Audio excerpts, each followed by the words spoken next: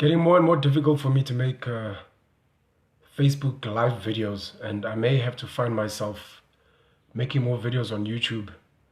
On my other profile, I've been trying to do live videos for the past 2 weeks, and for some reason it won't let me. So I kind of have to use this profile, my original Facebook profile, to make videos, especially for my page, Penuel the Black Pen. In the last week, I watched a very empowering series of videos on YouTube on a channel called Ownership Economy. You should check it out. There's, I think, 13 episodes speaking about capitalism, speaking about socialism, speaking about how money and politics work, and looking into a new way of living that is meant to benefit the masses on the planet. The second episode, I forget the title, but it's something about something about capitalism. I think was the last piece I needed to fill in the puzzle of my understanding of what money is, or what money is meant to be, or how this capitalistic system works. In the last 2 weeks prior to that, I did a lot of research in the board game Monopoly, which was originally created by a lady called Elizabeth or Lizzie McGee, called The Landlord's Game. Ended up being taken over by some gent, I forget his name, the guy who's credited with Monopoly today, who commercialized it and turned it into what it is today. However, the big company, I forget the name as well, the big gaming company that eventually bought it from this guy, did end up giving credit to the lady that founded or created or invented the board game Monopoly. The board game Monopoly was created to prove that the capitalistic system and this whole thing of private ownership doesn't work. Very simple concept to understand. The game of Monopoly ends when one person has all the money, when one person has all the streets and all the properties, and no one else can afford to pay rent and can afford to live. And that's what we find in the world today. We find a situation where capitalists have all the money and the poor people have nothing. And once the poor masses have nothing, they can no longer support you. They can't pay rent, they can't buy what you're offering, and the economy crashes. On top of that, our economy is built on debt, it's built on inflation, and you cannot build an economy perpetually on debt, compounded interest, and inflation. Prices cannot go up in perpetuity. It doesn't work. So that's why economies crash, or some people call them economies or markets correcting. Essentially, it's just a reminder. I've got a situation where I don't remember the numbers, but I think the top 10 richest people in the world, if not the top 60 richest people in the world, have the same wealth as either the bottom half of the world or the bulk of the world. The maths just doesn't add up. I cannot run a successful business if people are not buying from me. If people don't have the money to buy from me and I have all the money and I hoard all the resources, you cannot have economic trade and you cannot build an economy. I cannot, by definition, be rich if no one else has anything and I have everything. What does that mean? What can I enjoy out there because no one else has anything else? I'm currently looking into alternative ways of living, and I'm not talking socialism, I'm not talking communism. I'm talking a situation where this capitalistic system that we have currently is not sustainable, it doesn't work, and it constantly needs to correct or crash for the game to keep going. However, the people that are rich in the world, unlike Monopoly, are not willing to share their resources.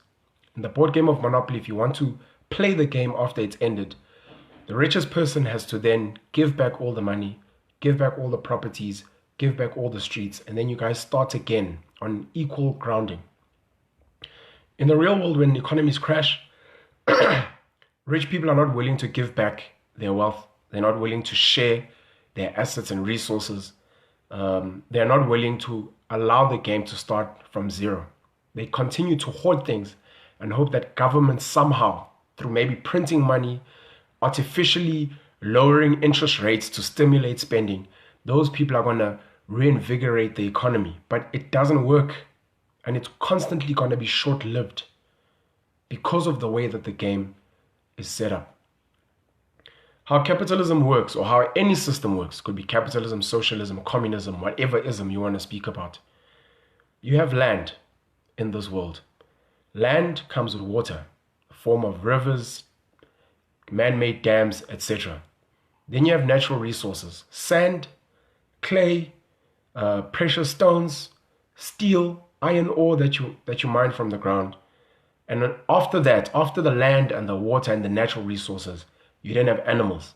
Some of these animals just keep the ecosystem going: the bees, lions, buck, whatever the case may be. And then some of these animals we've domesticated over time to make our living as human beings easier: dogs, pigs, chickens, cows, sheep, etc. You've got land, you've got water, you've got natural resources, you've got animals, and then you've got human beings. We are the worst component of this ecosystem on the planet. We are destructive, not only to the planet itself, but to ourselves. We rape and kill each other for no reason. We oppress each other for no real reason. And we're constantly multiplying like viruses. While other animal species, other plant species are being depleted, human beings continue to multiply like a virus. And the only time we get to lower some of these numbers is through pandemics, epidemics. Today we've got the coronavirus, we've had HIV, AIDS, and all kinds of other diseases that kill human beings. And it's arguable that these are manufactured to control population. We've obviously got world wars and other civil wars which make sure that you kill enough people to lower the population count. The less people you have, the less people you have to worry about in terms of tax and welfare, the less people you have to worry about creating jobs for and enriching, the less people you have to worry about in sharing resources and food, etc. And it's easier to thrive when there are fewer people. So that's the situation we find ourselves in. When you look at the systems that we've built as human beings, they work with human beings and what we've created. The land remains the same. The waters remain the same unless we're polluting them. The animals remain the same unless we're killing them like the rhino. Domestic animals, we've obviously started breeding the way white people used to breed slaves. And we breed animals, we put them in feedlots, we make sure that they multiply so that we can eat them or we can use them. And then what's left is us. All right. Capitalism has been seen as one of the best models that we have of living. Not in extreme, because there's no such thing as extreme capitalism.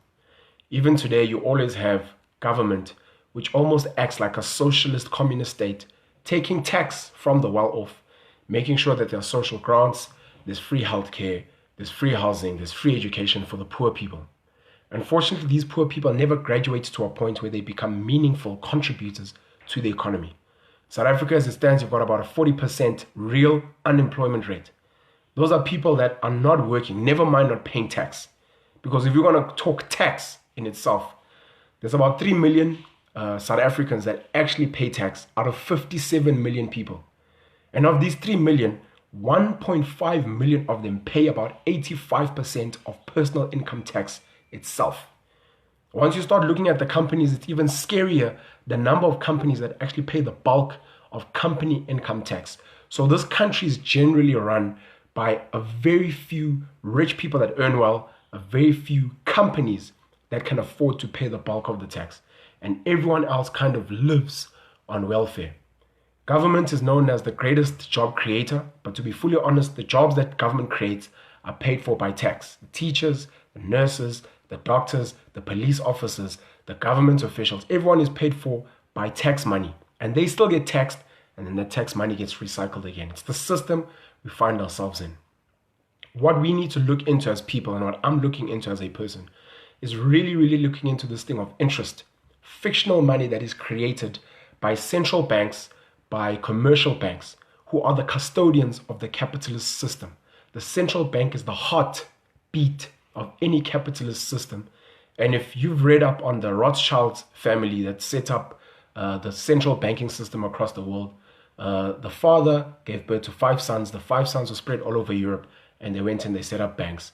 And one of the sons, one of his very well-known quotes is that, "I do not care who runs the country as long as I control the money supply."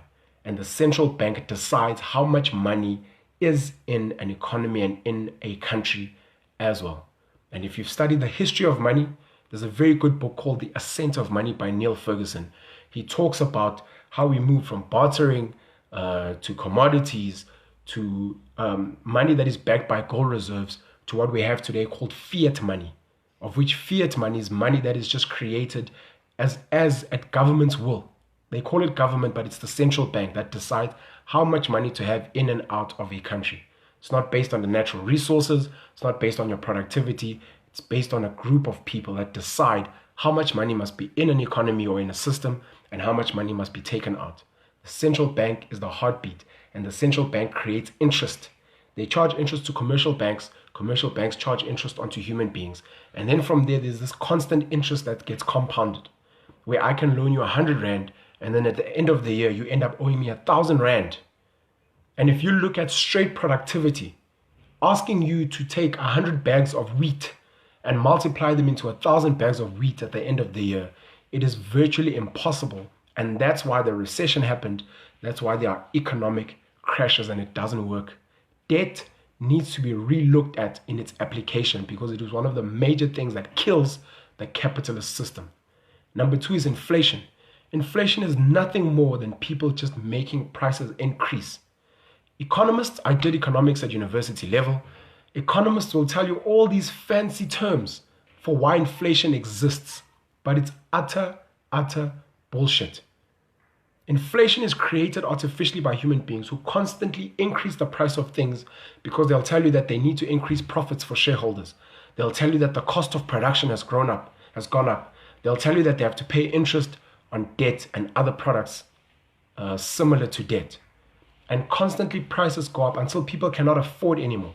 And you have a situation where in South Africa, you've got a company like Edcon that is struggling because poor people can no longer afford their debts to pay their accounts at Edcon, and they are now moving away from Edcon, buying from cheaper cash stores like Pep. And Edcon is struggling because of this whole debt thing. It relies on people to pay their debts, and the people don't have money, and they keep getting retrenched. And Edcon itself has been built on major debt that it keeps raising. Similar to the South African government that's constantly eating foreign debt to bail out Eskom, to bail out South African Airways, to bail out the SABC, and to constantly pay 17 million grant recipients every single month. This money that is not coming back, it's not being invested, it becomes a sunk cost. The system doesn't work. Debt and inflation are two things we need to look at very closely and see how we can use those to alter the capitalist system. There are other things like speculation. Share prices are based on speculation, not natural assets and intrinsic value. One of the reasons Warren Buffett is so wealthy is because he can look at a company's financial statements, strip away all the noise, the speculation and the goodwill and the we think in future, and he looks at the core value and the intrinsic value of a company, and he decides if it's worth the price for that share. Shares are hyperinflated based on greed, based on emotion in the market. And you find a lot of companies don't have the money they're talking about. They don't have the assets they're talking about. A company that should be worth 10 Rand a share is worth 500 Rand a share because of speculation. And anything that goes wrong in that company, anything goes wrong, that share plummets from 500 Rand to 20 Rand, and people don't understand how it happened. It's because you didn't look at the intrinsic value. Zimbabwe is one of the best examples for what's happening in the money world today. They did not lose land. They did not lose water. They did not lose natural resources. They did not lose animals. They did not use human labor. But overnight, the forces that run the capitalist system decided, because of Robert Mugabe chasing out white farmers, that we are going to devalue the Zimbabwean dollar, push the country into hyperinflation, and make sure that their currency is worthless. And the country collapsed purely based on that. The natural intrinsic value was still there, but the psychological aspect of the money game that is controlled by central banks, the heartbeat, and by foreign markets, because there are influences in the foreign market. America is an influencer. China has become an influencer. Russia is an influencer. Some countries in Europe, like Germany and France, are influencers. And they decide if your country is worth investing in, if your country is good for credit, if your country's currency needs to be devalued or increased in value. They are the influencers that tell everyone else what must happen. And it's based on human mouths and speculation, driven by compound interest, by inflation, by all these factors that are not intrinsic. And then people, when they are heavily in debt, they get divorced because they fight over money. They end up beating their kids because they're frustrated. They lean on on beer and alcohol, they take drugs, and then some fall into depression, some kill their families, or they commit suicide purely because of a psychological game that has been created by the people that run the capitalist world that we live in. Land, water, natural resources, animals, and then human beings that create these laws that go back and psychologically shackle us and enslave us as human beings. Something has to change, and I'm one of the people that's going to be looking into alternative ways to build a better world for myself, for my children, and for future generations. Penuel the Black Pen, have a great Sunday.